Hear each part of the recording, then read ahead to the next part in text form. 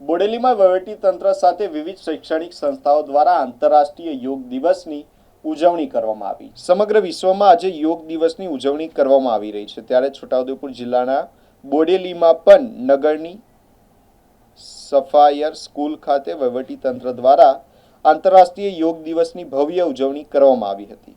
ઉત્સાહભેર યોગ દિવસની ઉજવણી કરવામાં આવી, જેમાં બોડેલી નગરપાલિકા મામલતદાર H.A. શેખ, તાલુકા વિકાસ અધિકારી હસમુખભાઈ રાઠવા, તાલુકા પંચાયત પ્રમુખ શ્રીમતી હેમલતાબેન કોહલી, નગરપાલિકા પ્રમુખ ઉમેશભાઈ રાઠવા, ઉપપ્રમુખ પન્નાબેન પટેલ, કારોબારી અધ્યક્ષ જિગ્નેશભાઈ ચોકસી સાથે નગરપાલિકાના સદસ્યો તેમજ વિવિધ કચેરીના અધિકારીઓ અને બોડેલીની વિવિધ શૈક્ષણિક સંસ્થાઓના બાળકો અને નગરના મહાનુભાવો પણ યોગ દિવસની ઉજવણીમાં ઉત્સાહભેર જોડાયા હતા.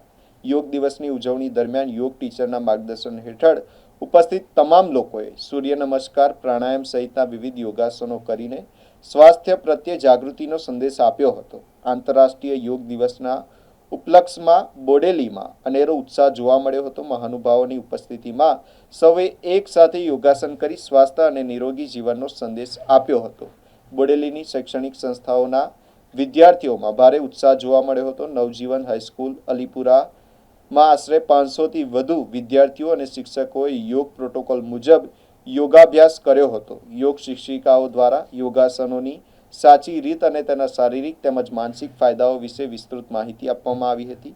સાથે જ શેઠ H.H. સિરોલાવાલા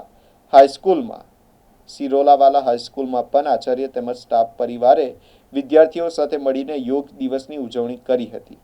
આજના આ કાર્યક્રમ દ્વારા વિદ્યાર્થીઓએ માત્ર યોગાભ્યાસ જ નહીં, પરંતુ તંદુરસ્ત જીવનશૈલી માટે યોગને દૈનિક જીવનમાં વણી લેવાનો સંકલ્પ પણ લીધો છે.